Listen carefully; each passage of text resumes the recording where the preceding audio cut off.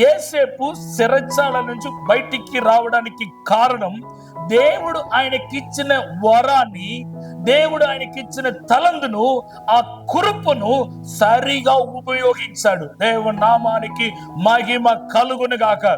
ఈ రోజు నీవు సమస్యల్లో ఉన్నావు, పోరాటంలో ఉన్నావు, అనేక విధమైన సమస్యల్లో ఉన్నావు. ఈ రోజు దేవుని సేవకుడుగా నేను మీకు ఒక మాటని సెలవిస్తున్నాను. ఈ దినాల్లో దేవుడు నీకు ఇచ్చిన కృపను, దేవుడు నీకు ఇచ్చిన వరాన్ని రగిలించడానికి ప్రారంభించు. ఎందుకంటే ఆ వరాన్ని ఉపయోగించే ఆ శిరచాల నుంచి బయటికి వచ్చాడు. ఆ రోజు పౌలు శీల శిరచాలలో బంధించి వచ్చినప్పుడు పౌలుకి ఎన్నో వరాలు ఉన్నా కూడా ఆయనకు ఇంకొక వరం కూడా ఉంది. శ్రమల్లో కూడా, కష్టంలో కూడా, పోరాటంలో కూడా దేవుణ్ణి స్తుతించే ఒక వరం ఉంది.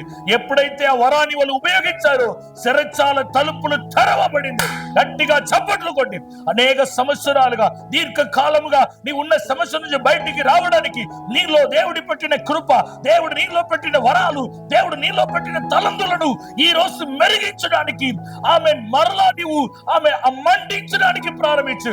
2 తిమోతి పత్రిక 1వ అధ్యాయం 6వ వచనంలో అపోస్తలుడైన పౌలు తిమోతికి రాస్తున్నాడు, నీకు అనుగ్రహించబడిన ఆ వరాన్ని మండించడానికి జాగ్రత్తపడు. ఈ దినాల్లో ఈ మాటను వింటున్న ప్రతి ఒక్కరికి దేవుడు ఒక వరాన్ని ఇచ్చాడు. అది ప్రార్థించే వరం కావచ్చు, దేవుని స్తుతించే వరం కావచ్చు, ఆమె రోగులను బాగు చేసే వరం కావచ్చు, ప్రవచనపు వరం కావచ్చు. ఇతరుల కోసం నీకు దేవుడు ఇచ్చిన వరాన్ని కప్పివేయబాకు, ఉపయోగించు. యోసేపు లాగా దేవుడు నిన్ను వాడుకోబోతున్నాడు. బయటికి తీసుకొని రావడానికి, హెచ్చించబడడానికి కారణం దేవుడు ఆయనకి ఇచ్చిన వరాన్ని మీద ఆయన దృష్టి పెట్టాడు. అనేక మంది ఈ రోజు దేవుడు వాళ్ళకి ఇచ్చిన వరాలను, తలంతులను కప్పి ఉంచి ఉన్నారు. ఈ రోజు దేవుని సేవకుడుగా నేను ప్రవచిస్తున్నాను.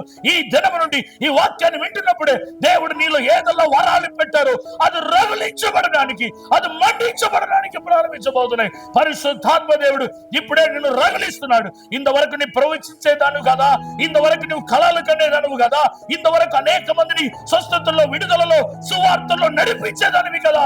ఈ దినం దేవుడు నిన్ను మరలా రగిలిస్తున్నాడు. దేవుడు నిన్ను బలముగా వాడుకోబోతున్నాడు. ఈ రోజు ఈ వరాన్ని రగిలించి, ఎప్పుడైతే యేసేపు తనకు దేవుడు ఇచ్చిన వరాన్ని ఉపయోగించాడో సర్వచాల నుంచి బయటపడ్డాడు. ఆమె ప్రధాన మంత్రిగా మారాడు. దేవుని నామానికి మహిమ కలుగును గాక. ఈ రోజు నేను చెప్తున్నాను, మీకు ఇచ్చిన వరాలను ఉపయోగించు. దేవుని నామానికి మహిమ కలుగును గాక. రాబోయే దినంలో దేవుడు మిమ్మలను ఉన్నతముగా కనపరచబోతున్నాడు. దేశాలకి నువ్వు ఆశీర్వాదకరంగా ఉండబోతున్నావు. ఆమేన్, ఆమేన్.